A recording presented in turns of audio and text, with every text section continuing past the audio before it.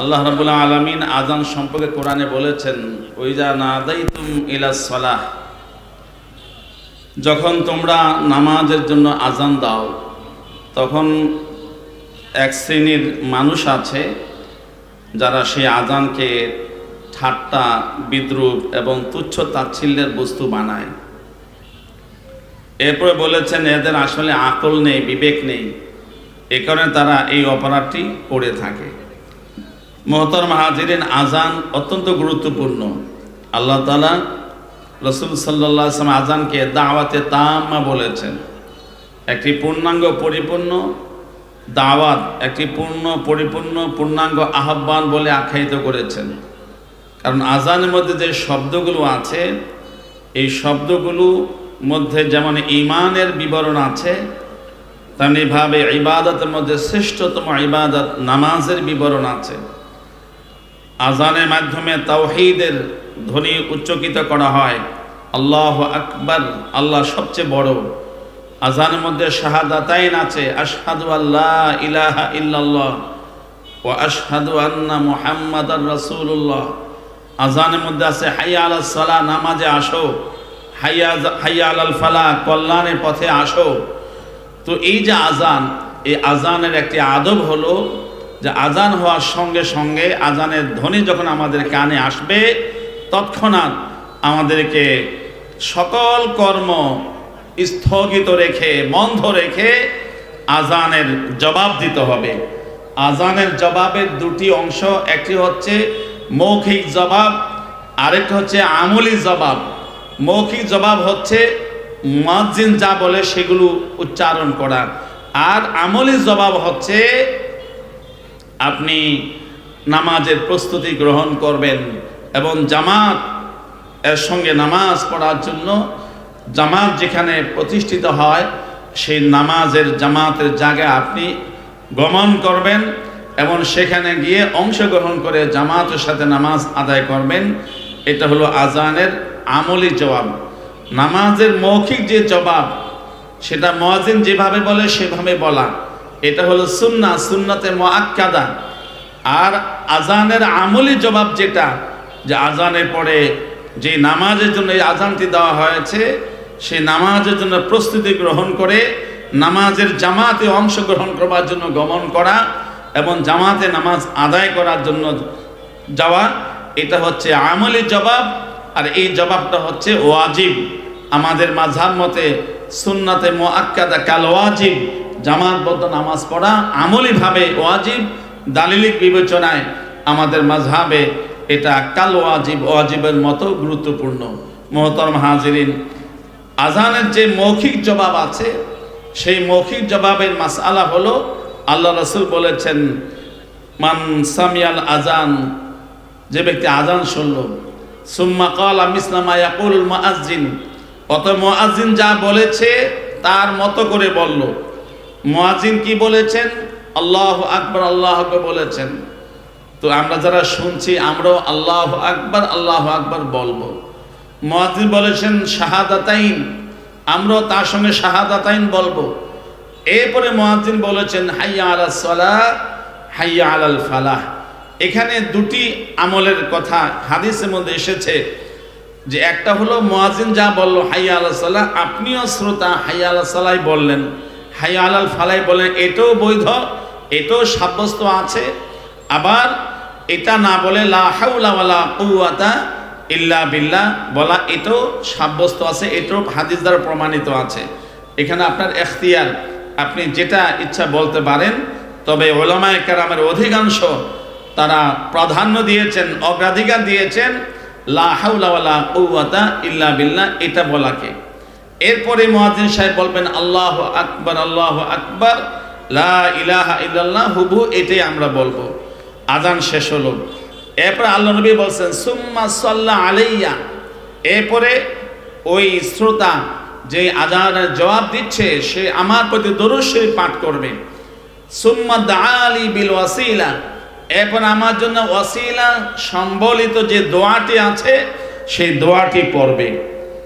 তা দুটি কাজ আযান শেষে, একটি হলো দরুদ শরীফ পাঠ করা, আরেকটি হলো ওসিলা সম্বলিত যে দোয়াটি আছে সেই দোয়াটি পাঠ করা।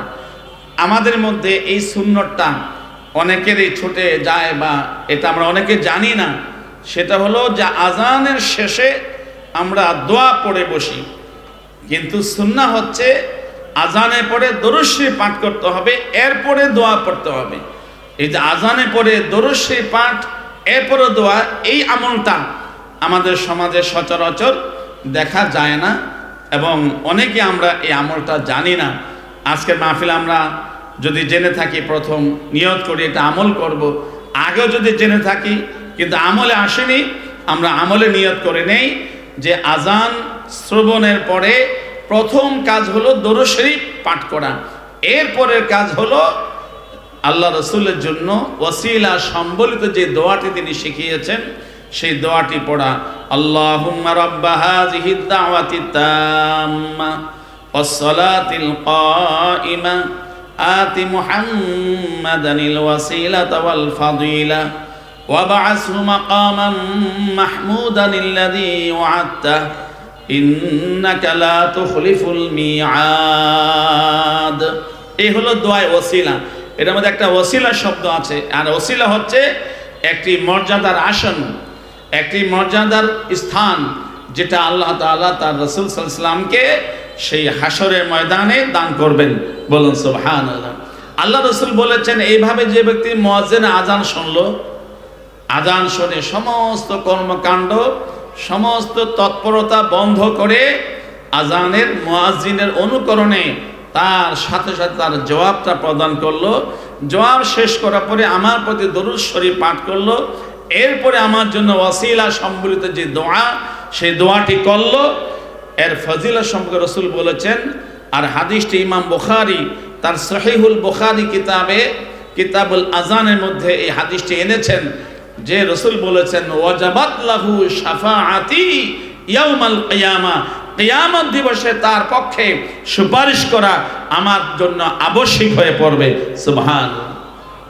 কত সহজ আমল, কিন্তু আজকাল দেখা যায় আমরা দোকানদারি করছি, আমরা ব্যবসা করছি, আমরা কায় কারবার করছি, আমরা চাকরি বাকরি করছি, এমনকি কোনো কাজ নেই, খামাখা বসে আছি, গল্প গুজব করছি, আজানের মতো আজান হচ্ছে আর আমি আমার গল্প চালিয়ে যাচ্ছি।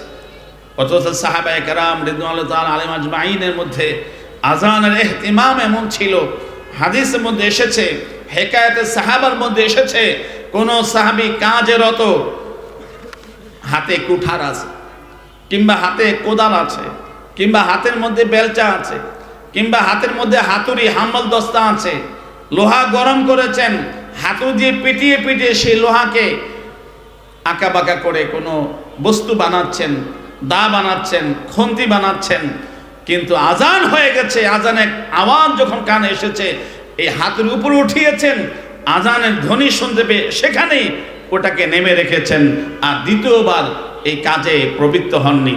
বলুন সুবহানাল্লাহ। এই যে ইহতিমাম, শরীয়তের মাসআলা হলো আজান চলাকালীন অবস্থায় সালাম দেওয়া যাবে না। আমরা কয়জন এই মাসআলাটা জানি কিংবা আমল করি? দেখা যাচ্ছে বড় একজন হুজুর পেয়েছেন, বড় বস সামনে এসেছে, তো আমরা আজানও চলতেছে সালামও দিচ্ছি, আজান চলছে মুসাফা করতেছি, একজন বড় বক্তা সাহেব এসেছেন, কোন বুজুর্গ এসেছেন, পীর সাহেব এসেছেন, এদিকে আজান চলছে আর আমরা তার সঙ্গে মুসাফা করতেছি, কোনো সুযোগ নেই। এই যে একটু আগে আমাদের অলিপুরি হুজুর মাদাল্লাহ জিল্লাহ বলেছেন, ঈমান আল্লাহর কাছে গ্রহণযোগ্য হওয়ার জন্য শিরিক মুক্ত হওয়ার শর্ত, আর ইবাদত বন্দেগী আল্লাহর দরবারে কবুল হওয়ার জন্য সেটা বিদআ মুক্ত রসম মুক্ত হওয়ার শর্ত। আজকে আমাদের ইবাদত বহু করি কিন্তু সেটা সুন্নাহ মতো হয় না, তরিকা মতো হয় না, যার কারণে ইবাদত করার পরও সেই ইবাদতের সুফল দুনিয়াবি সেটাও পাই না, আর আখিরাতে তো পাওয়ার প্রশ্নই আসে না, কারণ আল্লাহ তাআলা তো সেটা কবুলই করেন না যেটা সুন্নাহ মতো হয় না। এই জন্য মুহতারাম হাজিরিন, আজানের সময় কথা বলার একটা ট্রেডিশন হয়ে গেছে আমাদের মধ্যে। আজান চলতেছে, সালাম চলতেছে, মুসাফা চলতেছে, আজান চলতেছে, কথা চলতেছে, আজান চলতেছে, কুশল বিনিময় চলতেছে, এগুলো আমাদেরকে বন্ধ করতে হবে। দোকানদার দোকানদারি করছে, আজানে ধ্বনি আসছে, বন্ধ, কাস্টমার দাঁড়িয়ে থাকবে, দোকানদার দাঁড়িয়ে বসে থাকবে, আজানের জবাব দেবে, আজান শেষ, জবাব শেষ, দোয়া শেষ, এবার মাল মেপে দেন, এবার টাকা বুঝে নেন, এবার টাকা বুঝিয়ে দেন। কত বোঝা আসছে কিনা? এই চলটা চেষ্টা করে, হিম্মত করে, সাহস করে বাস্তবায়িত করার আমরা ফিকিরমন্দ হই। যদি এ ধরনের এক একটা সুন্নাহ, যে সুন্নাহটা আমাদের সমাজে মিটে গেছে, এমন একটা সুন্নাহ যেই সুন্নাহটা আমাদের সমাজে সেটা মানুষ ভুলে গেছে, এমন সুন্নাহ যেই সুন্নাহটা আমাদের সমাজে অবহেলিত হয়ে পড়েছে, এমন সুন্নাহকে ইহতিমামের সঙ্গে সমাজে আবার পুনঃ প্রচলন দেওয়া, সেটাকে পুনর্জীবিত করা, সেটাকে পুনঃ চালু করার যে মেহনত, এই মেহনতটা আল্লাহ তাআলার কাছে অত্যন্ত দামি। আল্লাহ রাসূল সাল্লাল্লাহু আলাইহি ওয়াসাল্লাম হাদিসের মধ্যে বলেছেন, মান আহইয়া সুন্নতি, কেউ যদি আমার সুন্নাহকে জিন্দা করে, আমার সুন্নাহকে যদি কেউ বাস্তবায়ন করে, আমার হারিয়ে যাওয়া, আমার ভুলে যাওয়া, আমার অবহেলার শিকার হওয়া সুন্নাহকে যদি আবার সমাজে সেটাকে জিন্দা করে, আল্লাহ তাআলা তার আমলনামায় শত শহীদের নেকি দান করবেন। কারণ কি? কারণ একটাই, আল্লাহ রাসূল সাল্লাল্লাহু আলাইহি ওয়াসাল্লাম দুনিয়াতে এসেছিলেন কেন? এই কোরআন সুন্নাহকে দেওয়ার জন্য তো এসেছিলেন।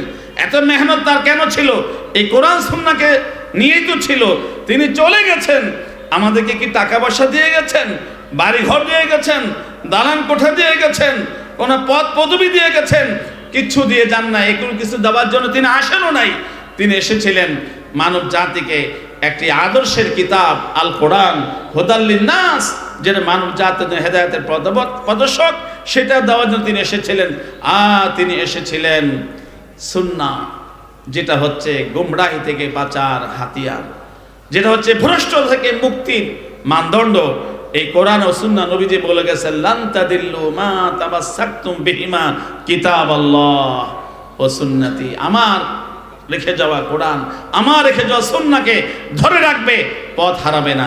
আল্লাহ আমাদের সবাইকে বুঝবার, আমল করবার তৌফিক দান করুন। ওয়া আখিরু দাওয়ানা আনিল হামদুলিল্লাহি রাব্বিল আলামিন। আসসালামু আলাইকুম ওয়া রাহমাতুল্লাহি ওয়া বারাকাতুহু।